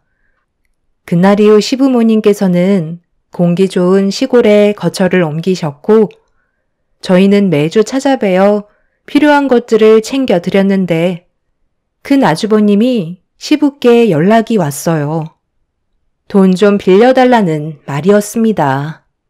이유를 물어보니 새 형님 내외가 함께 운영하고 있던 해외 수출 사업이 이번에 나라 간의 분쟁으로 인해 상당히 큰 타격을 받으면서 위태로워졌고 한푼이 아쉬운 상황까지 오고 말았던 거죠. 분명 부모라면 자식을 도와주고 싶은 마음이 있으셨겠지만 그동안 했던 행동들에 대한 실망감이 크셨는지 시부는 새 형님 내외를 도와주지 않으셨고 결국 대형 평수를 살던 집과 재산들을 전부 처분해 손해난 부분들을 힘겹게 처리 중이라는 소식을 듣게 되었네요. 지금 현재 밥 한 숟갈 뜨기 힘들 정도로 사정이 많이 힘들어진 것 같아 보였습니다. 아무래도 장기화가 될 것 같다는 남편의 말에 시부모님께서도 안색이 안 좋아지셨지만 아직까지 도와주지는 않고 계시네요. 새 형님들은 저에게 전화를 했지만 일부러 받지 않고 있어요. 그건 시부모님을 무시하는 행동 같아 저는 최대한 시부모님의 의견을 따를 생각입니다. 결국 새 형님들의 기고만장했던 콧대는 무너지게 되었고 줄줄이 줄초상 나게 되면서 저보다 더 못한 환경에서 살게 되었네요. 본인들이 선택한 길인 만큼 감수하며 살아야지 어쩌겠어요. 아직까지 자존심은 남아있는지 새 형님들은 시부모님께 용서를 구하지 않고 있네요. 애초부터 서로가 잘 지냈다면 이런 일은 없었을 텐데 참 안타깝기만 합니다. 한 치 앞도 모르는 인생, 제 사연을 들어주신 여러분들께서도 언제나 좋은 마음으로 베풀며 살아가시길 바랍니다. 오늘 하루도 행복하시고 웃음이 가득한 날이 되시길 바랄게요. 감사합니다. 안녕하세요. 저는 40대 중반 여자입니다. 불과 몇 달 전에 일어난 일들을 여러분들께 털어놓고자 사연을 신청하게 되었습니다. 제 곁에 평생 함께 머물러 줄 거라고 생각했던 소중한 사람들이 한순간에 모두 떠나버리는 일이 있었어요. 현실을 부정하고 싶었지만 눈앞에 펼쳐진 광경은 저에게 너무나도 큰 고통을 안겨주었고 지금도 꿈만 꾸고 있는 것 같습니다. 3개월 전쯤에 엄마의 건강 상태가 많이 안 좋아져서 마음의 준비를 해야 되는 날이 다가와 정신적으로 힘든 날들을 보내고 있었습니다.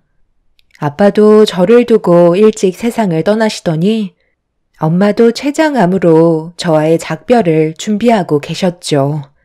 하루하루 겨우 버티며 살아가고 있는 와중에 저에게 힘이 되어준 건 남편과 하나뿐인 10년지기 친구였습니다.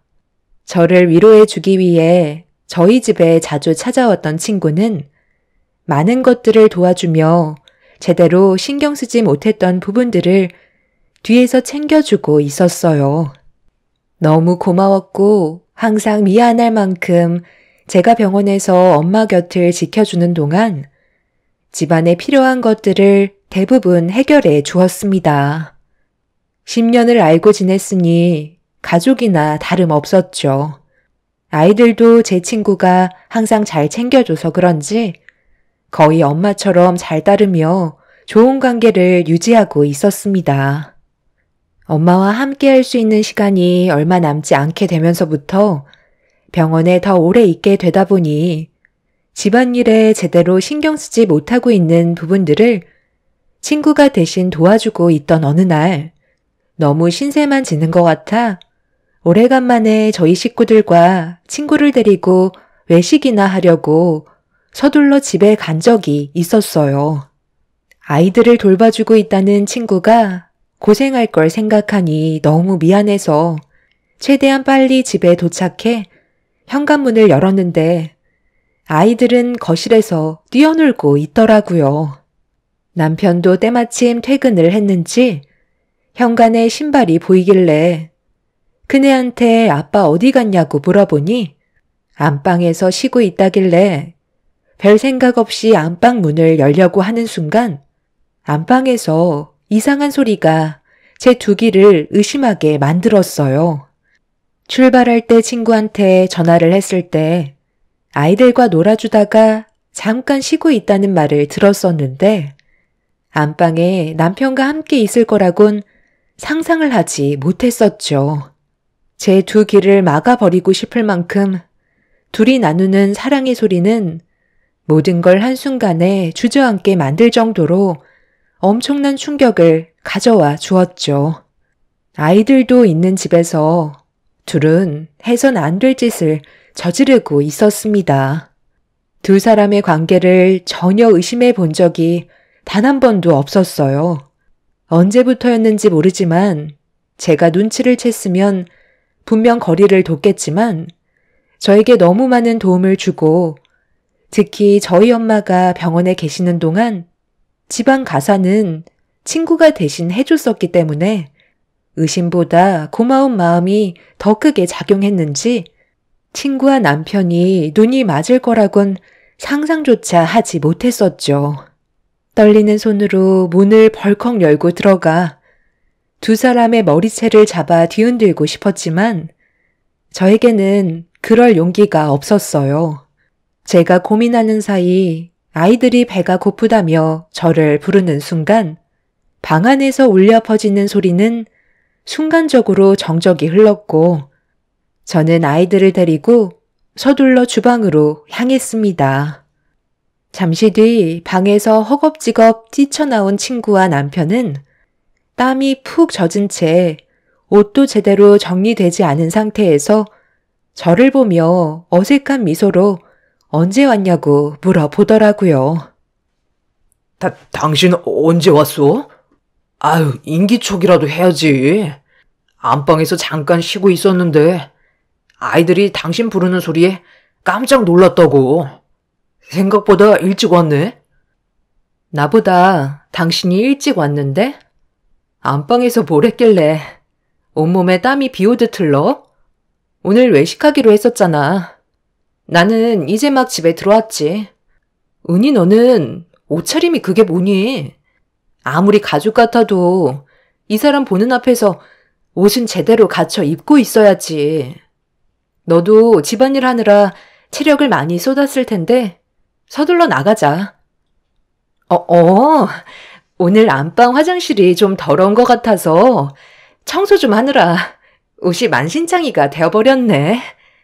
나 옷 좀 제대로 다시 정리하고 올 테니까 먼저 나갈 준비하고 있어.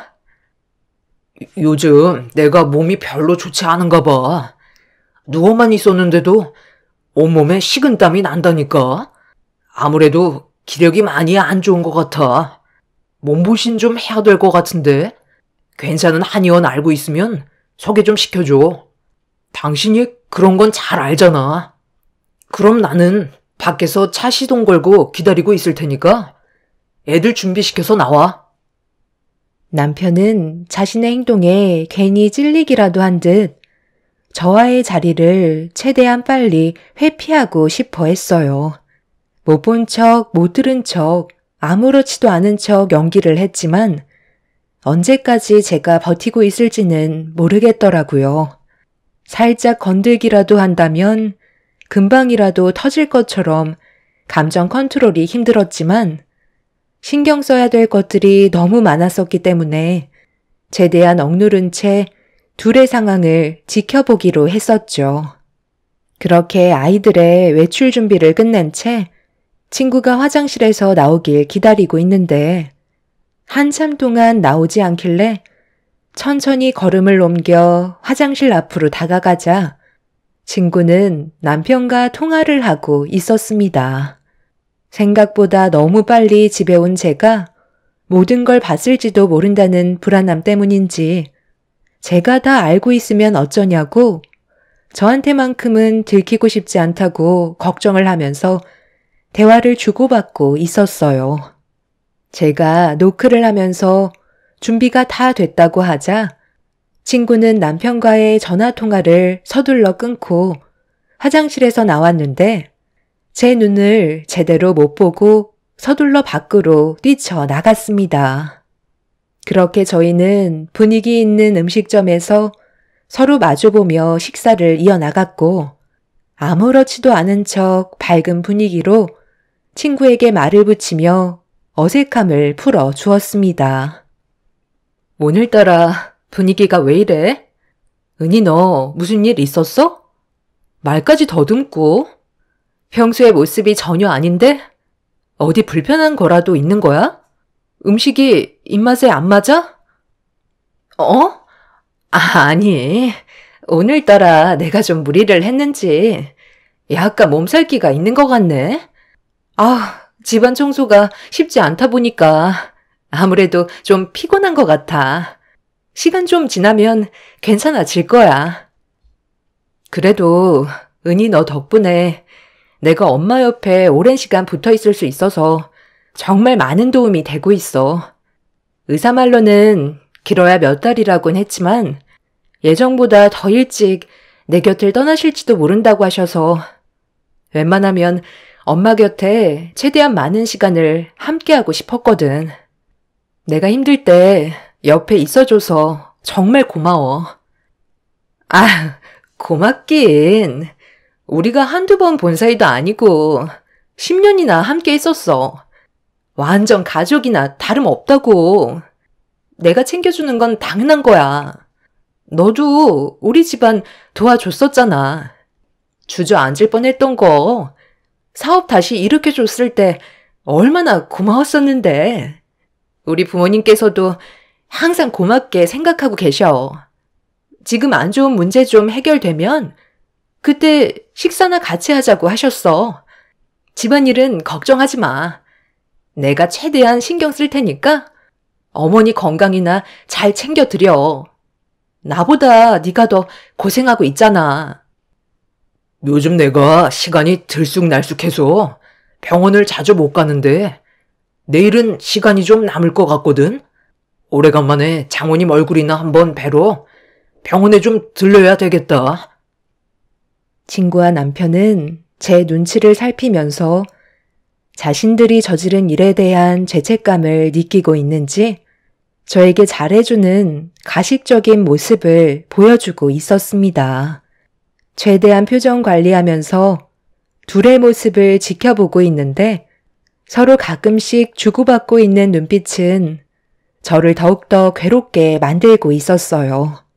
제가 받은 배신을 어떻게 대갚아 줄 수 있을지 두 사람을 쳐다보면서 깊은 고민에 빠져 있었죠.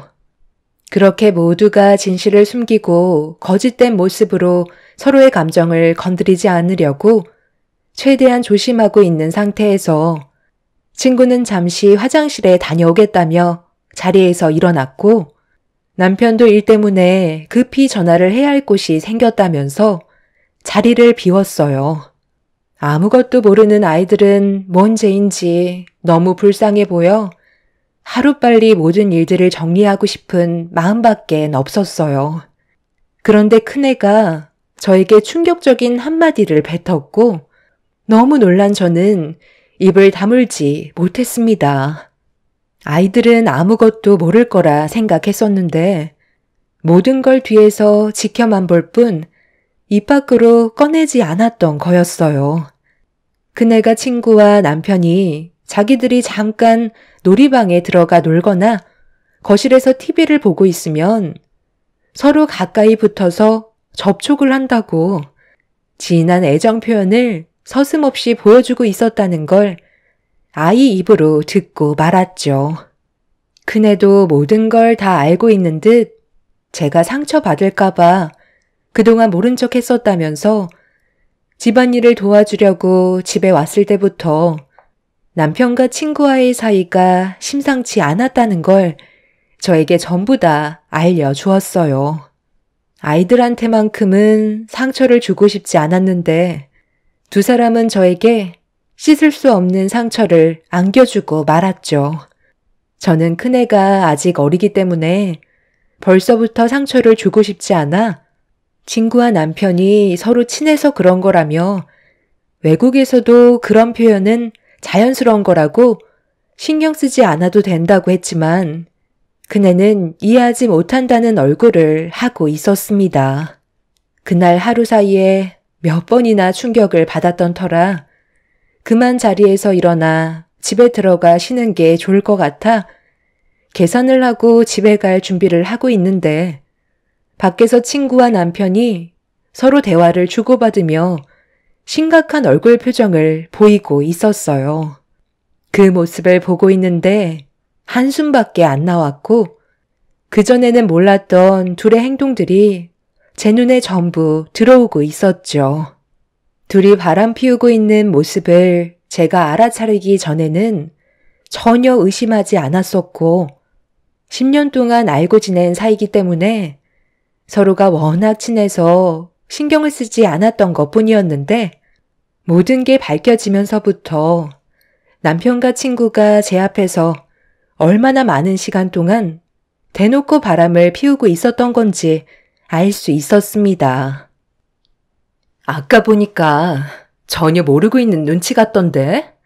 기현 씨가 봤을 땐 어떤 거 같아? 우리가 안방에 있었던 건 모르는 거 같지? 10년 동안 봤는데 아까 마주보고 앉았을 때 무슨 생각을 하는지 전혀 모르겠더라고. 이제 우리 다른 데서 만나는 게 좋을 것 같아. 괜히 이러다 걸리기라도 하면 얼마나 상처받겠어. 내가 그 사람이랑 더 많은 시간을 함께 보냈었잖아. 딱 보면 바로 알지. 전혀 눈치 못 채고 있으니까 걱정하지 않아도 돼. 우연히 엄마가 원래 좀 둔한 편이잖아.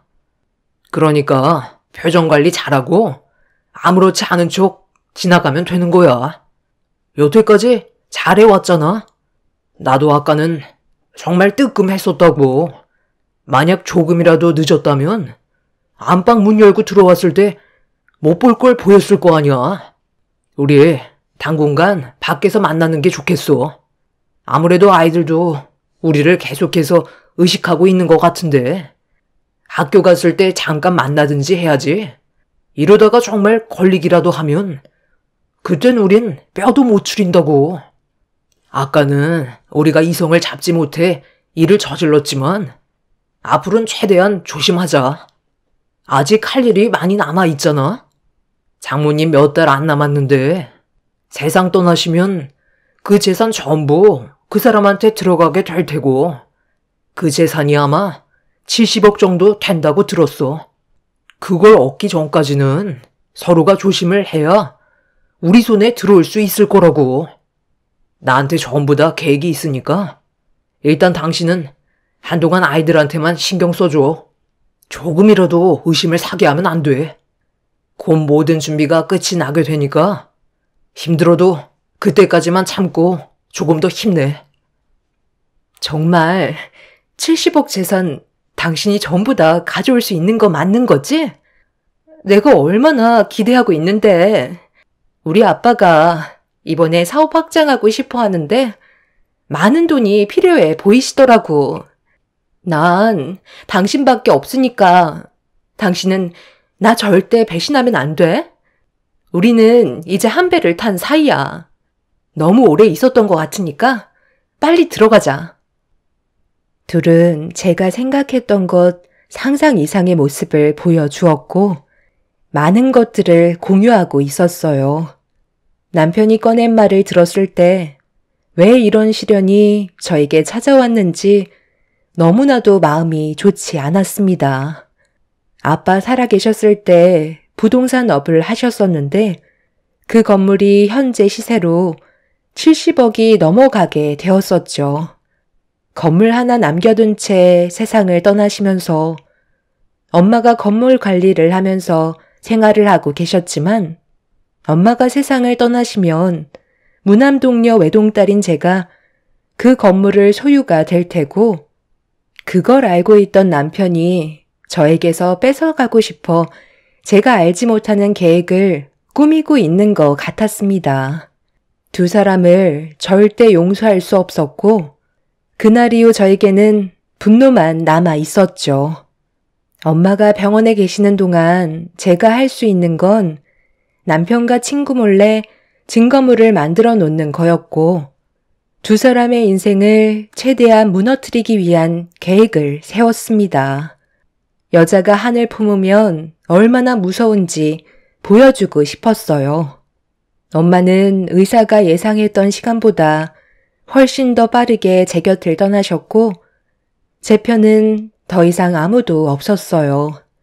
그렇게 엄마의 장례를 치르는 동안 슬픔과 동시에 가식적인 모습으로 저를 도와주고 있던 남편과 친구의 모습들이 장례식장에서 저를 더 오열하게 만들었고 두 사람은 제가 엄마를 잃은 슬픔 때문에 눈물을 흘리는 줄 알고 같이 슬퍼하고 있었습니다.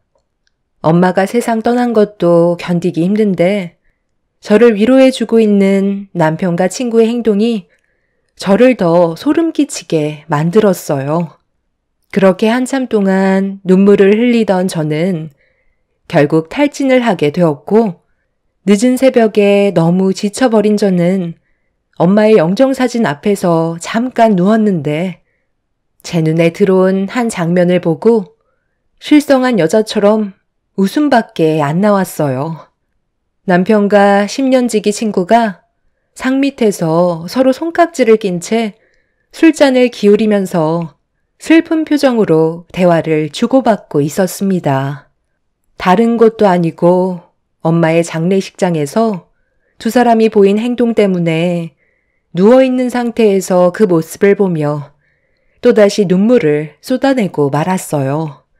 차마 더 이상 제 눈을 더럽히고 싶지 않아 몸을 돌린 채 괴로워하고 있는데 남편이 누군가에게 전화가 왔는지 잠깐 자리에서 일어나 밖으로 나가길래 저는 그 틈을 타 혼자서 술을 마시고 있는 친구한테 천천히 다가가 앉았습니다. 많이 힘들 때는 뭐라도 좀 챙겨 먹는 게 좋아.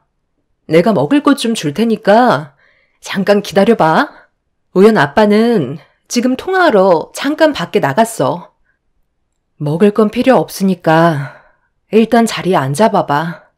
내가 너한테 중요한 할 말이 있거든.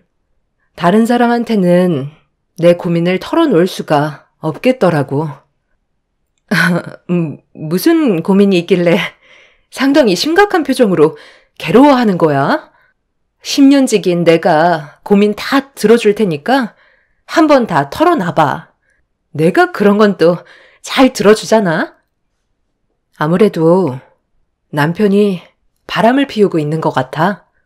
예전과는 분위기가 너무 많이 달라졌어. 그래서 지금 이 사태를 어떻게 정리해야 할지 고민 중이야. 이거 봐봐. 얼마 전에 나한테 킥으로 배송된 사진인데 여자의 얼굴은 찍혀 있지 않더라고. 그 사람 모습만 나왔는데 너는 혹시 누군지 알겠어? 어디서 많이 봤던 사람인 것 같기는 한데 뒷모습만 보고서는 잘 모르겠더라고. 내가 이 사진을 보고 얼마나 충격을 받았는지 모든 걸 다 잃어버린 느낌이었어. 앞으로 어떻게 하면 좋을까? 나도 네가 이런 고민을 털어놓을 거라곤 전혀 생각하지 못해서 지금 상당히 당황스럽긴 한데 사진 속에 보이는 여자는 나도 처음 보는 것 같은데? 우연 아빠가 정말 바람을 피우고 있다는 거야? 이거 너무 충격이라 무슨 말을 해야 될지 나도 잘 모르겠어. 일단 좀 더 조사를 해보는 게 좋지 않을까? 그래서 사람을 시켜서 조사를 하려고 계획하고 있는 중인데 내가 생각하고 있는 계획이 몇 가지 있는데 한번 들어볼래? 일단 남들이 다 아는 상간소송으로 이혼을 하고 사진 속의 여자한테까지 위조를 받던지 아니면 내가 가진 재산으로 이 두 사람을 두 번 다시 세상 빛을 못 보게 만드는 거야. 너는 어떻게 했으면 좋겠어? 나는 전자보단 후자가 나을 것 같은데. 내가 알아본 업체가 꽤 음지에 있는 사람들인데 돈만 주면 시키는 건 뭐든지 한대. 사진 속에 보이는 사람이 남편과 상간녀 둘이니까 돈은 좀 많이 들긴 하지만 전문 업체라 뒤처리도 깔끔하고 쥐도 새도 모르게 사라질 수 있게 정리해 줄 수 있다고 하던데? 그래서 나는 후자를 선택하기로 거의 결정했거든. 내가 이런 고민을 너한테 얘기하는 건 아직 내가 이성의 끈을 놓지 않았다는 거야. 은희야, 너는 어떻게 생각해? 위자료 쪽이야? 아니면 나랑 같은 생각이야? 너도 내 친구니까 똑같은 감정을 느끼고 있을 거 아냐. 이 사진을 처음 봤을 때 어떤 기분이었어? 나처럼 배신감을 느꼈지? 너한테 너무 어두운 얘기를 했나 보다. 됐다. 신경 쓰지 마. 어차피 내 결정으로 이 두 금수들의 인생이 정해질 테니까 나는 두 사람을 이 세상에서 정리해버리기로 결정했어. 기회 같은 것도 주고 싶지 않아. 내가 받은 상처가 너무나도 컸기 때문에 이 사람들을 용서할 수가 없어. 너는 내 마음 이해하지? 그렇지. 네가 얼마나 마음이 아팠겠어. 믿었던 사람한테 받는 배신이 이 세상에서 제일 큰 고통이라고 하더라. 그래서 네가 아까 그렇게 오열을 했던 거구나. 그래도 너무 극단적인 선택은 하지 않는 게 좋을 것 같아. 우연 아빠랑 사진 속의 여자도 아주 잠깐의 실수였을지도 모르잖아. 아이들도 생각해야지. 그래도 아이들한테는 아빠가 있어야 하는데 꼭 그렇게 해야 되겠어? 지금 네가 너무 많이 힘들어하는 것 같아서 내가 무슨 말을 해도 들리지 않겠지만 분명 우연 아빠도 후회하고 있을 거야. 다시는 만나지 않으려 할지도 몰라. 일단 좀 더 지켜보는 게 어떨 것 같아? 불행은 또 다른 불행을 남겨주게 되는 거라고. 너는 지금까지 왜 결혼을 안 한 거야? 10년 동안 내 옆에 있어주면서 단 한 번도 남자를 만나거나 소개해준 적 없었잖아. 네가 나처럼 가정을 꾸리고 살아왔었다면 내 마음 충분히 이해해줬을 텐데. 벌써 그 업체에 내가 지시를 내린 상태야. 장례식이 끝나고 남편과 사진 속에 있던 여자가 단둘이 만나는 순간 그때를 놓치지 않고 정리해주기로 했어. 둘이 좋아서 붙어 있겠다는데 세상 떠나는 것도 같이 갈 수 있게 해줘야 하지 않겠어? 은희야, 그런데 왜 이렇게 굳어있는 거야?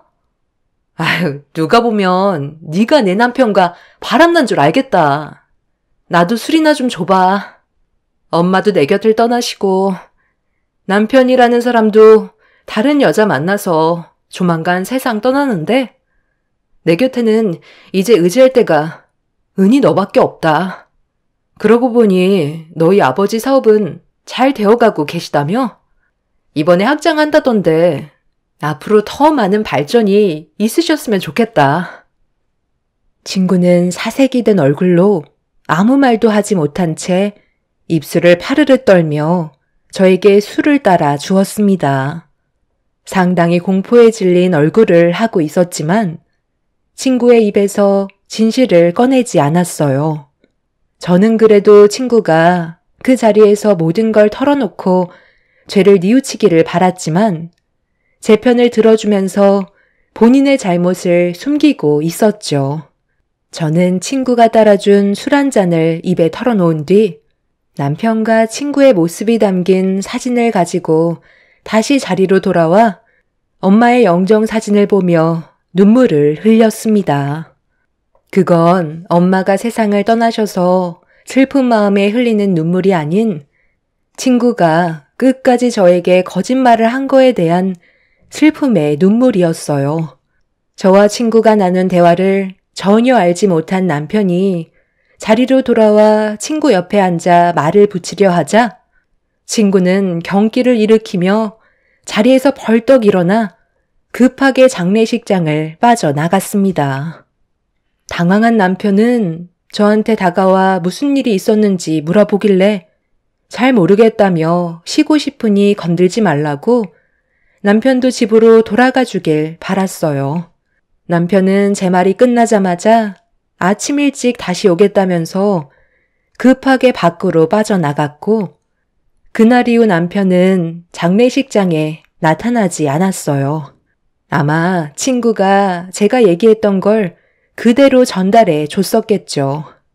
그렇게 길게만 느껴졌던 장례식은 마무리가 되었고 남편과 친구는 더 이상 제 전화를 받지도 모습을 나타내지도 않고 있었어요. 제가 말했던 것들에 대한 두려움을 느끼고 있는 듯 보였습니다. 장례가 끝난 다음 업체를 시켜 남편과 친구를 정리할 거라는 말은 전부 다 사실이 아니었어요.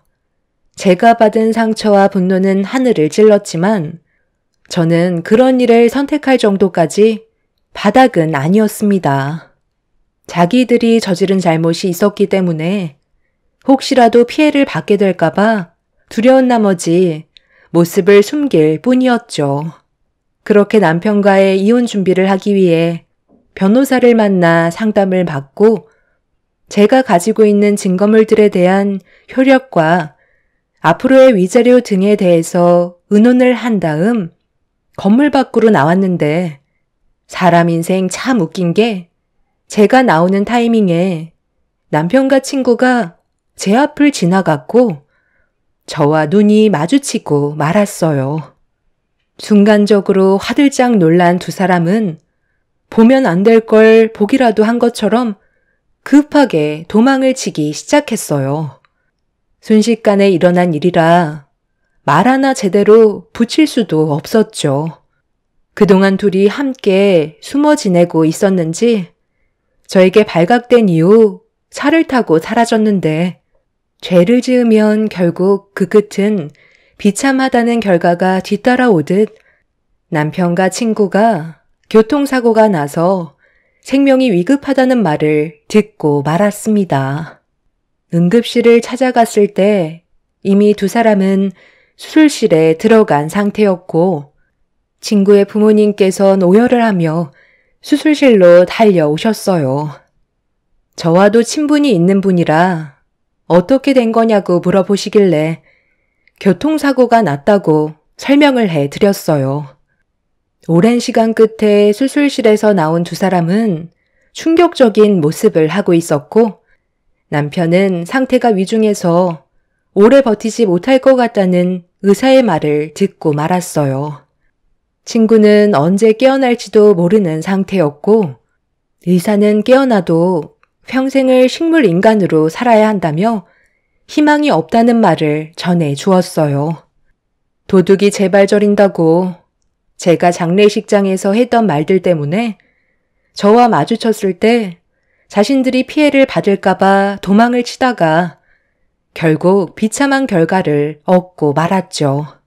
시부모님께선 남편의 모습을 보곤 오열을 하셨고 하나뿐인 자기 아들이 부모를 놔두고 먼저 세상을 떠나게 생겼다면서 병실이 떠나갈 정도로 눈물을 멈추지 못하셨습니다. 결국 며칠 뒤 남편은 결국 세상을 떠나게 되었고 친구는 기적적으로 식물인간에서 벗어나 눈만 꿈뻑거리는 상태로 이 세상을 살아가게 되었어요. 전신마비였지만 그래도 눈은 움직일 수 있다는 건 기적이라고 희망을 잃지 말라며 친구의 부모님을 안심시키려 의사는 좋은 말을 아끼지 않으셨지만 저에게는 그 이상 좋아질 수는 없을 것 같다는 말을 하셨습니다.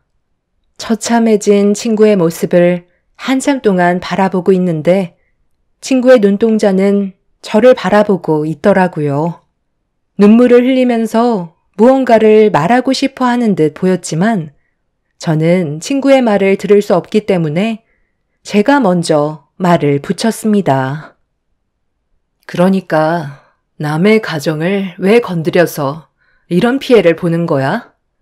내가 너한테 마지막으로 기회를 줬었는데 너는 끝까지 잘못을 인정하지 않고 도망까지 쳤으면 잘 살았어야지.